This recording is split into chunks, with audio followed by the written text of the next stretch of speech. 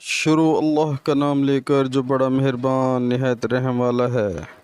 एक मर्तबा रसूलुल्लाह सल्लल्लाहु अलैहि वसल्लम ने एक डोल से मुंह में पानी लेकर मेरे चेहरे पर कुल्ली फरमाई और मैं इस वक्त 5 साल का था।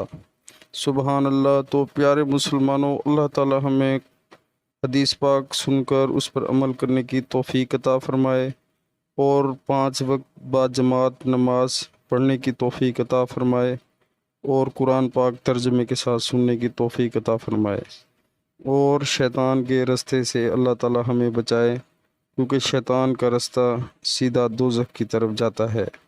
तो जैसे ही अज़ान की आवाज़ आए, मर्द हो या औरतें, बच्चे, सब अल्लाह के आगे झुक जाएं। इंशाअल्लाह बहुत फ़ायदा होगा।